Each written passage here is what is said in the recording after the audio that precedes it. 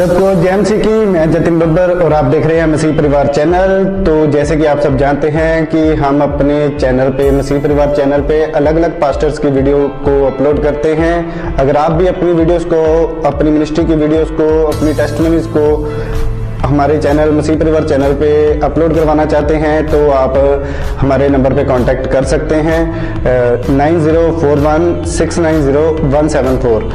तो अगर आपको हमारा चैनल अच्छा लगता है, अलग अलग पास्टर्स की वीडियो देखना अच्छा लगता है, ब्लेसिंग अगर आपको चाहिए तो आप हमारे चैनल को सब्सक्राइब कीजिए, लाइक कीजिए और वीडियो को ज़्यादा से ज़्यादा शेयर कीजिए। जो प्रभु भोज आपके हाथों में, उसे माथे से लगाओ।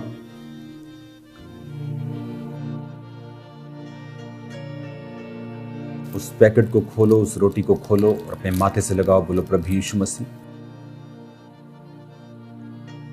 मैं पापी हूं, अंगीकार के साथ मैं इस रोटी को लेता हूं। ये तेरा शरीर जो मेरे लिए तोड़ा गया, समझ के साथ और माफी के साथ मैं इसे लेता हूं। सब उसे लो।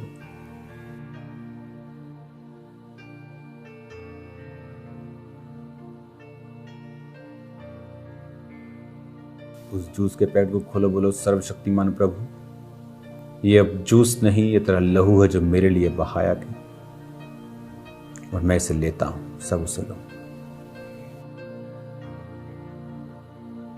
अपने हाथों को उठाओ। Thank you Jesus. अपने हाथों को उठाकर खुदाबंद का थैंक्स करते हुए, उसकी सामर्थ के लिए, उसके अभिषेक के लिए, उसके वचनों के लिए आपकी लाइफ आज सेम ना रहे। खुदावंद का आत्मा आपको हील करे और डिलीवर करे और आपकी लाइफ को सेम ना रहने दे। वो बड़े बड़े कार्य आपकी जिंदगियों में करे। प्रभु यीशु मसीह के पवित्र नाम में हम मांगते हैं, आमीन आमीन। मैं ये चाहता हूं कि आज जब आप इन वचनों को सुनेंगे, अपने हार्ट को ओपन रखें, अपने दिल को खुला रखें कि परमेश्वर का आत्मा इन वर्ड्स के जरिए से वो आपसे बात करे। जब वचन हम सुनते हैं तो वचन, बाइबल कहती है, ये सांस पाया हुआ, जिस तरह परमेश्वर ने आदम के अंदर सांसों को फूंका था और वचन कहता है कि वो जीवित प्राणी बन गया था, उसी रीति के साथ बाइबल कहती है ये वचन भी उसी तरह से सांस, परमेश्वर का जीवन पाए हुए हैं। तो बाइबल कहती है जब हम इन वचनों को सुनते हैं और अपनी लाइफ में इन्हें पढ़ते हैं तो एक्चुअल में हम अपनी लाइफ को इनहेल कर रहे होते हैं। हम परमेश्वर के जीवन को अपने अंदर ले रहे होते हैं। इसीलिए जब लोग चर्च में जाते हैं, जब लोग क्रिश्चियनिटी में आते हैं, तो लोग बोलते हैं कि ये ऐसे कैसे इनका जीवन बदल गया, इनको बहुत सारा पैसा मिला होगा। लेकिन उन्हें ये मालूम नहीं होता कि उनकी लाइफ जो है वो परमेश्वर ने बनाई है और परमेश्वर ही उनकी लाइफ में जीवन का सांस फूंक सकते हैं। और जब वो चर्च में जाते हैं, उन्हें क्या मालूम होता है कि वो परमेश्वर के सांस पाए हुए वचन को सुन रहे हैं, वो परमेश्वर के सांस पाए हुए वर्ड को सुन रहे हैं। और जब वो परमेश्वर के वचन को अपने अंदर ग्रहण करते हैं, वो डेथ चाहे उनके परिवार में हो, वो डेथ चाहे उनकी फैमिली में हो, वो डेथ चाहे उनके फाइनेंसिस में हो, वो डेथ उनके सेहत में हो, परमेश्वर उन एरियाज में उन्हें जिंदगी देना शुरू करता है और लाइफ देना शुरू करता है। जो ब्लड, जो बदन आपने खाया और पिया, परमेश्वर ने क्या कहा, लहू में प्राण है। जीसस क्राइस्ट के लहू में भी प्राण है। और बाइबल कहती जब हम लहू को, प्राण को खाएंगे तो वो जीसस क्राइस्ट का प्राण जो है, उसका जो जीवन है, वो आपके जीवन में प्रवेश करता है। और इसीलिए बहुत से आपको टेस्टिमनीज मिलेंगे पूरे वर्ल्ड में कि जब वो परमेश्वर के वचन को समझकर उन्होंने प्रभु भोज लिया, किसी का कैंसर डिसअपीयर हो गया, किसी की स्किन कंडीशन थी बहुत भयानक, परमेश्वर ने उसे उन चीज़ों से आज़ाद कर दिया। बात यह है कि हम परमेश्वर के वचन को कितना समझते हैं, हम परमेश्वर के वचन को कितना अंडरस्टैंड करते हैं और किस तरह से हम परमेश्वर के वचन को अपनी लाइफ में लेते हैं। फिर हमारा छुटकारा इस बात के ऊपर निर्भर करता है। हालेलुया। आज जो सुबह की मीटिंग में मैंने एक बातों को समझाया कि इत्तेफाक से आपकी लाइफ में कुछ नहीं होगा। अब्राहम ब्लेस था, उसका रीजन था वचन पे चलना। अब्राहम की लाइफ में एक प्रॉब्लम थी झूठ बोलने की। अगर आप उसकी लाइफ में देखो तो वो एक उसके जीवन में गंदी आदत थी झूठ बोलना। वो डर जाता था, झूठ बोलता था, ये मेरी बहन है। तो उसकी वजह से उसकी लाइफ में बांझपन भी रहा। आपकी लाइफ को जो फंसाती हैं ना चीजें, वो बड़ी नहीं है। एक क्रिश्चियन को छोटी चीजें फंसाती हैं। टीवी की एडिक्शन, अल्कोहल, वर्ल्डली चीजों से अटैचमेंट, प्रेयर ना करना, डर जाना, इन्फ्लुएंस में जल्दी आ जाना, ये चीजें हैं जो आपको गिराती हैं, आपको पीछे रखती हैं। अब्राहम कोई प्रभु से दूर नहीं था या प्रभु का हाथ उस पे था, प्रभु की बरकत उस पे थी, लेकिन उसकी लाइफ में प्रॉब्लम थी। क्या? झूठ बोलना। दाऊद की लाइफ में प्रॉब्लम थी। क्या? अपनी फैमिली को सेटल ना करना, अपने बच्चों को। लिखा बाइबल कहती है ओदनिया को उसने कभी डांटा नहीं था। पहला राजा 1 उसकी 5-6 आयत। ओदनिया को क्यों नहीं डांटा? शुरू से आदत नहीं, कई अपने बच्चों को नहीं डांटते। आप जानते मोस्टली फॉरेन का जो यूथ है, मोस्टली आप जानते हैं कि ज्यादा डिप्रेशन में है इंडियन यूथ से। अगर आप स्टडी करें इस चीज की, डिप्रेशन उनको ज्यादा है। रीजन, यहां पर माता पिता के अधीन रहना एक कल्चर है, लेकिन फॉरेन में क्या सिखाया जाता है? You are independent. If your mom bullies you, call us. If your dad bullies you, अच्छी बात है, ये रूल्स हमारे लिए ही बने हैं। लेकिन कई बार इन रूल्स के चक्कर में जो बच्चे हैं वो माता पिता की इज्जत करना बंद कर देते हैं। उन्हें यह सिखाया जाता है कि no, you are independent, you are different creature, this and that and so and what, है ना, उनको सिखाया जाता है। और मैंने तो यहाँ भी सुना है कई कई देशों में तो माता पिता से अटैचमेंट को तोड़ा जाता है कि आपका बच्चा यहाँ आ रहा है, हम ट्रिप पे जा रहे हैं, बच्चे को कॉल मत कीजिए। तो रीजन क्या होता है कि बच्चे माता पिता की इज्जत नहीं कर पाते। जब इज्जत नहीं करते तो एक श्राप उन पे रहता है। हर देश का अलग कहानी है, हर एरिया की अलग कहानी है। कहीं कहीं व्यभिचार बहुत ज्यादा है, कहीं शराब बहुत ज्यादा है, कहीं व्यभिचार का शराब का मसला नहीं है, कहीं मूर्ति पूजा का मसला बहुत बड़ा है, कहीं पैसे का मसला बहुत बड़ा है, कहीं ईमानदारी है, चोरी नहीं करते, झूठ नहीं बोलते, वहां पर व्यभिचार का मसला है। तो हमें यह देखना है कि परमेश्वर का वचन कहां शैतान कोशिश कर रहा है कि हमारी लाइफ में पूरा ना हो और वो अपने अटैक और अपनी चीजों से हमारी लाइफ में एंटर करे। अब्राहम की लाइफ में कितनी बरकत थी, लेकिन प्रॉब्लम ये थी वो झूठ बोलता था। झूठ बोलने की वजह से प्रभु ने उससे कहा कि अब्राहम मेरी उपस्थिति में चलता जा और सिद्ध होता जा। और देखो वही प्रॉब्लम इसहाक में थी। Rebecca was absolutely fine, but उसे भी 20 साल बांझपन का सामना करना पड़ा, जो उसके बाप को करना पड़ा। बाप के पास फाइनेंशियल बरकत थी, उसके पास भी बरकत थी। आपको फिर ये मालूम होना चाहिए कि दीज आर द स्पिरिट्स, ये स्पिरिट्स हैं, ये एक फाइट है, ये एक स्पिरिचुअल फाइट है। नहीं तो अब्राहम के बेबी नहीं हुआ तो इसहाक के भी 20 साल बेबी नहीं हुआ। तो ये स्पिरिट्स किस तरह से आती है? ये कमियों से आती हैं। हमें अपनी लाइफ की कमियों को देखना होता है। एक फैमिली में एक कमी है तो वो कमी उसके बच्चों में भी जाकर प्रवेश करती है। जब वो व्यक्ति समझ जाते हैं कि ये कमी शराब को भी साथ में लेके आ रही है और साथ उन सिम्टम्स को भी लेके आ रही है, तो आप फिर डिस्कनेक्ट करते हैं अपने आप को वर्ड से, आप डिस्कनेक्ट करते हैं परमेश्वर के साथ अपने आप को जोड़ के। फिर आप देखते हैं कि परमेश्वर का आत्मा आपकी लाइफ में काम कर रहा है। प्रभु ने कहा अब्राहम तू ठीक है, लेकिन तू उपस्थिति में चलो और सिद्ध हो। सिद्ध नहीं है तू। और जब सिद्ध हुआ, स्पिरिचुअल आइज ओपन हुई, तो दूत दिखने शुरू हुए। पहले बंदे शायद उसे लगते होंगे, अब उसे दूत लग रहे थे कि ये दूत हैं। दूतों को पहचाना, खाना खिलाया, उन्होंने कहा अगले साल हम आएंगे तो तेरी पत्नी का पुत्र होगा। पत्नी हंस रही थी, उसे यकीन नहीं था कि ऐसे कैसे हो सकता है, मेरे पीरियड्स बंद हो गए, अब ये 99 साल का बुढ़ा हो गया, अभी क्या होगा। बट परमेश्वर ने उसके शरीर को नया किया। रीजन, वचन को समझना। रीजन, हमें अपने देश के हिसाब से नहीं चलना है, अपने आज के कल्चर के हिसाब से नहीं चलना है। Bible is enough for all. ये आज कल परसों 10,000 साल भी अगर प्रभु यीशु ना आए, अगर कल आ जाएं, ये तब तक काम करेगी और परफेक्ट काम करेगी। ये व्यवस्था ताई हुई है, इसका वचन ताया हुआ यानी परखा हुआ है। ये वचन सिद्ध है, इस पर चलना पड़ेगा। नहीं चलेंगे तो नुकसान है, चलेंगे तो फायदा है। परमेश्वर ने कान पकड़कर चलाना नहीं है, चलना हमने खुद है। वो जबरदस्ती नहीं करता, वो जेंटल परमेश्वर है। इसलिए आज बहुत सारे लोग कर्सिस में जीवन बिता रहे हैं। कोई माता पिता की इज्जत नहीं करता। माता पिता को बोला गया कि बच्चों के साथ सख्ती ना बहुत ज़्यादा करें। हर एक व्यक्ति जब वचन के ऊपर चलेगा तो लाइफ अपने आप हेवन होती जाएगी और ब्लेस्ड होती जाएगी।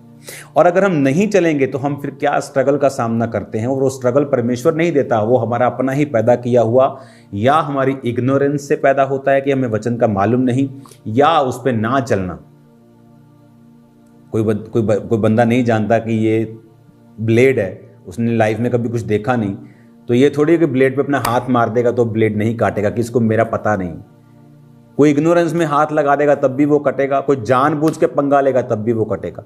तो वचन ना मालूम हो तो शैतान काम करेगा ही, कोई इग्नोरेंस में करेगा तो या वो अनाज्ञाकारिता में करेगा। ये तो सिचुएशन पे निर्भर करता है। तो वर्ड को समझें, वचन खुद पढ़ें, वचन खुद समझें, स्टडी करें। अब्राहम की लाइफ में ये बरकत थी, क्यों थी? दाऊद फाइनेंशियली ब्लेस्ड था क्योंकि पैसे को बोता था, बीजों को बोता था। सुलेमान ब्लेस्ड था क्योंकि वो सेम आदत उसकी दाऊद की उसकी ज़िंदगी में थी। दाऊद ने व्यभिचार का पाप किया, सुलेमान भी उसी पाप में फंसा।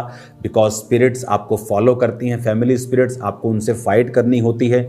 फेलियर स्पिरिट्स के साथ, डाइवोर्स स्पिरिट्स के साथ, एक्सीडेंट स्पिरिट के साथ, सिकनेस स्पिरिट के साथ जो आपकी फैमिली से चलती हैं। और एक ही तरीका है उनके साथ डिस्कनेक्टेड होने का, वर्ड पर चलना, प्रभु के साथ अटैच रहना, अपने आप को उस किंगडम से हमेशा डिटैच रखना, अलग रखना, अलग प्रेयर में रहना, परमेश्वर के साथ पवित्रताई में जीना, प्रार्थना में जीना और भक्ति का जीवन बिताना और स्पिरिचुअल जीवन बिताना।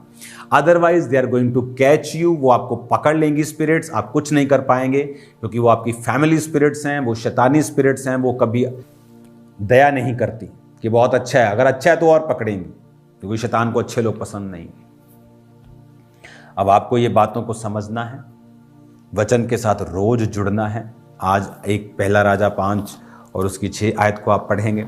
आप अब्राहम की जो जितने भी पद हैं, उत्पत्ति 12 से लेके उत्पत्ति 21 तक, जब तक इसहाक का जन्म होता है, आप इन चीज़ों को पढ़ेंगे। आप समझेंगे कि किस तरह से वो स्पिरिट्स जिन्होंने अब्राहम को तंग किया, इसहाक को भी तंग किया, दाऊद को तंग किया, सुलेमान को भी तंग किया, क्योंकि उन्होंने तंग करने दिया।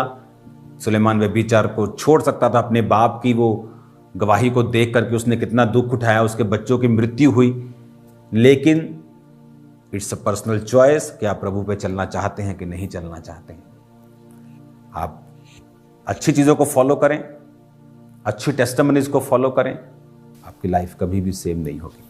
अगर आप वचन को ध्यान से पढ़ें तो एक एक चीज़ जो बाइबल में लिखी है उसका बहुत बड़ा मीनिंग है। मैं आपको पढ़ाता हूँ। इसी पहले राजा की जब मैं आपसे बात कर रहा हूं, दूसरे शमूएल के बाद आता है ये,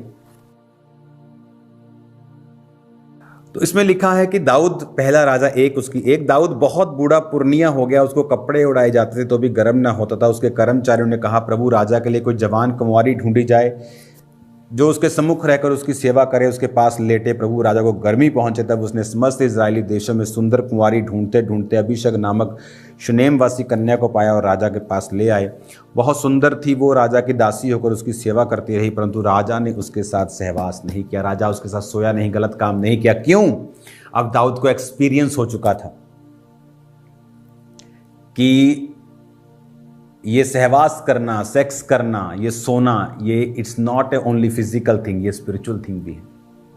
क्योंकि आप एक तन और एक स्पिरिट, एक मन हो जाते। कहता है जो प्रभु के संगति में रहता है उसके साथ एक आत्मा हो जाता है। जो वैश्या की संगति के साथ रहता है वो भी एक हो जाते हैं। मनुष्य अपने माता और पिता से अलग रहेगा और अपनी पत्नी से मिला रहेगा, वो एक तन होंगे।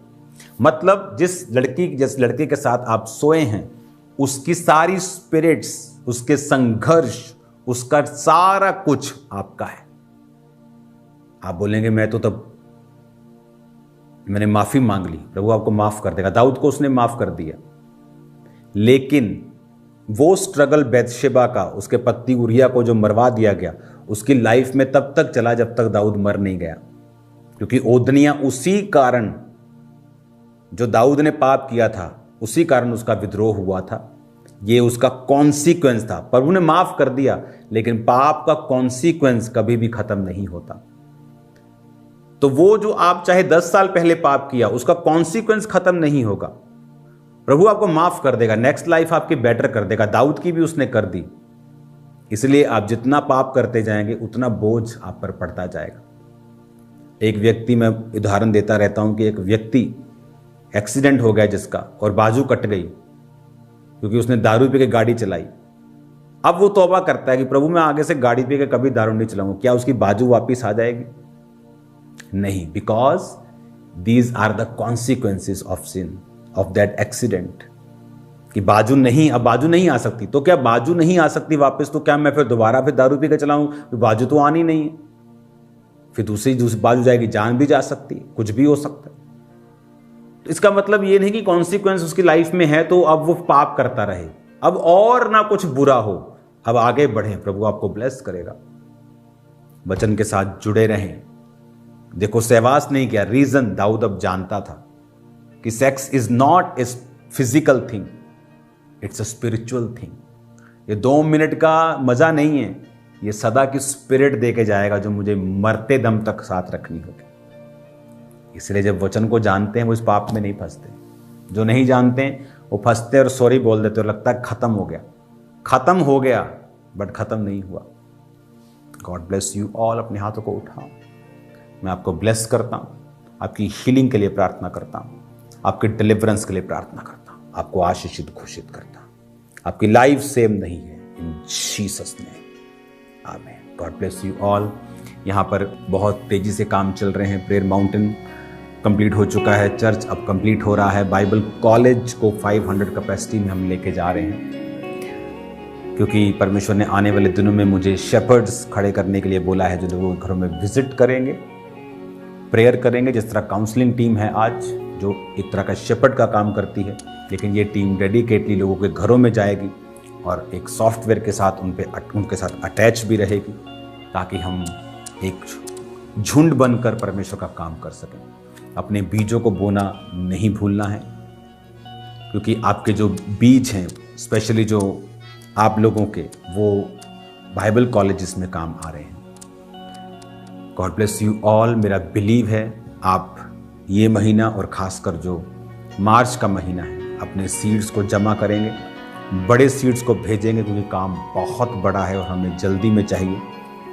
मैं खुश हूँ अपनी लाइफ में, मैं कोई चर्च से तनख्वाह नहीं ले रहा हूँ, लेकिन बहुत बड़े बड़े काम हैं जो अभी होने हैं और जो फंड्स के हिसाब से ही हम उन्हें आगे लेके जाते हैं। जब आप आने वाले दिनों में मार्च में बड़े बीजों को बो रहे हैं, आपको मालूम होना चाहिए ये किन जगहों पे जा रहा है। ये उन शेपर्ड्स को खड़ा करने के लिए तैयार होगा, बीज आपका काम करेगा कि लोग आशीषित होंगे, ब्लेस्ड होंगे। लोगों को ज़रूरत है शेपर्ड्स की और परमेश्वर खड़े करेगा। God bless you all. अगले 3 महीने जब तक इंडिया में इलेक्शंस हैं, आपको प्रेयर्स करनी है मेरे लिए, सेवकाई के लिए, परिवार के लिए, कि शैतान की योजनाएं नाश हो, हर अटैक आने से पहले फिनिश हो। खुदावन आपको ब्लेस करे, बरकत दे। हम फिर मिलते हैं खुदावन की हुजूर में।